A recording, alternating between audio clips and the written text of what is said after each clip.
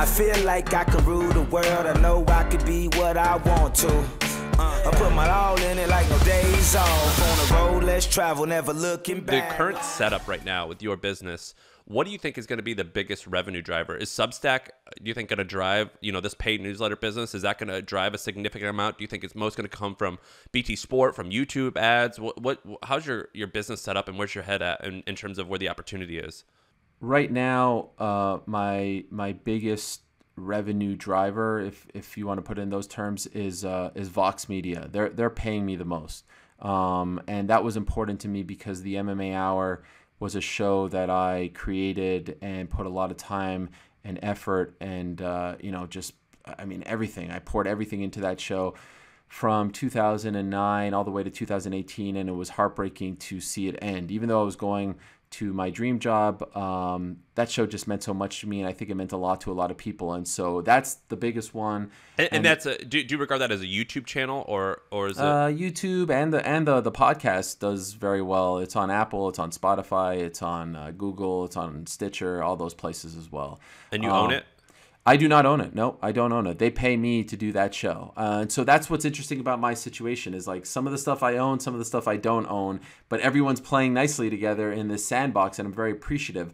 It took some time to kind of figure out all the pieces. That was the most interesting part of this. Like back in February or so, when I came to the conclusion that I was going to go and leave ESPN and try to do things here and there, obviously you have it, I'd like to do this and that. Like some people call it a Chinese menu. You kind of build out your own thing.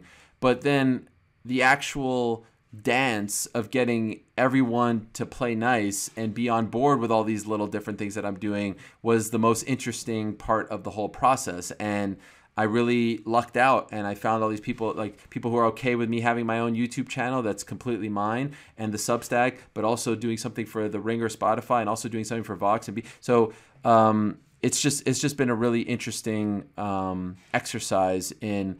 Look, I like my friend Pat McAfee. Here I am dropping names.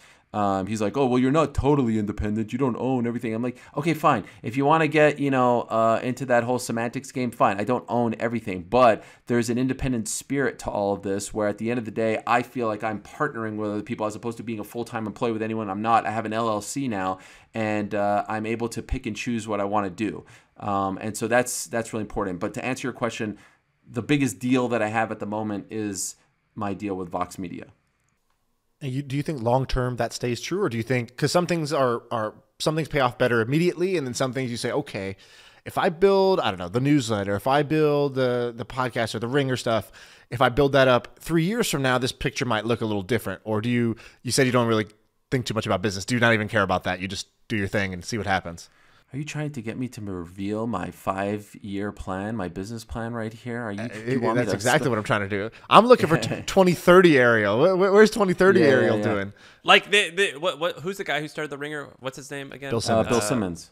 Yeah, he was in a similar position as you. Sold The Ringer, probably netted $150, $200 million when he did that. I mean, is that going to happen to you? That would be nice. I don't know. Right now, obviously, I'm very happy with the situation. I'm really excited, and it's kind of the thing that's flying under the radar at the moment, which I'm totally okay with that. What I'm doing on my own YouTube channel is giving me, as I like to say, a lot of nachas. Nachas is a Yiddish word, which means kind of like fulfillment and joy in my heart, because every week for now, every Thursday, I am posting an interview with someone outside of the MMA world, because I've been itching for a very long time, and that was part of the reason why I went to ESPN.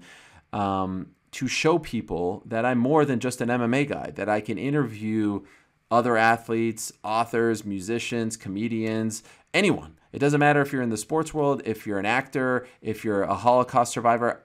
If you're interesting, I want to talk to you, because the thing that I derive the most enjoyment from are the interviews. I love talking to people. I could do I do a 4-hour show twice a week now, and I feel like I could do it every day. It's just a lot of fun for me. And so I started that around a month and a half or so ago, and it's just my own little thing. It's me and 2 producers, an audio guy, a video guy, and we're posting these interviews.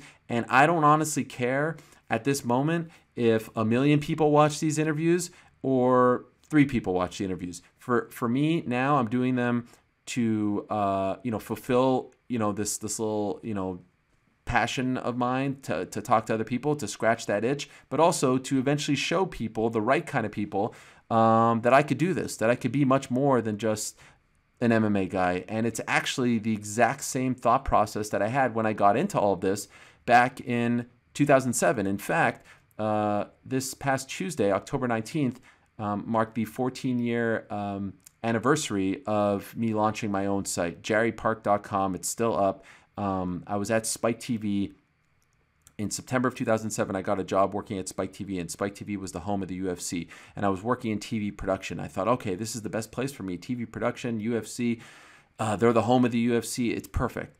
After a week there, I walked into my boss's office and I quit. And I said, I don't really think this is the right fit for me. They didn't do anything creative. I'm a creative guy. I like to think of ideas, come up with things. And they were just kind of the middleman. The UFC was producing all the content. So I walked into his office. I said, I'm really sorry. Thank you for the opportunity, but I don't think this is the right fit. And I'm the kind of guy who, when he's 85 years old, I don't want to wake up and say, I could have done this. I should have done this. I should have zigged when I zagged, all that stuff. He was very upset. He said, you're going to regret this for the rest of your life. This is unprofessional. No one's ever done this, blah, blah, blah, blah. And they made me stick around for a month and a half in my cubicle until they found someone to replace me. And that was the crossroads of my life. In fact, our mutual friend John was a part of this process where, we would go for lunch during this process. I'm not doing anything. And I'm telling him, I'm going to start my own website. And I'm going to start interviewing fighters because I really want to go into MMA journalism. I really want to show people that I could be the Howard Cosell, the Max Kellerman, the whatever of MMA. And so I started to reach out to fighters via MySpace. And every morning I would post an interview with a fighter. And I didn't care if 5 people looked at the interviews or 500 people looked at the interviews or 500,000. I just wanted to use that to show people that I could do that. 14 years later, I'm doing the same thing on my YouTube page. And now I want to build this and grow it. And use it as an opportunity to show people. But for now, it's just like giving me so much joy to go back to those early days and just talk to people about things. And then now like last week, I interviewed Marty Fish, the former tennis player who's been, very open with his battles with anxiety. And friends of mine who have never listened to my work, watched my work ever, who don't care about MMA are like, wow, dude, you're a really good interviewer. I'm like, yeah, I've been doing this for 14 years at this point, but it's opening me up to a whole new audience, and I'm very excited about that.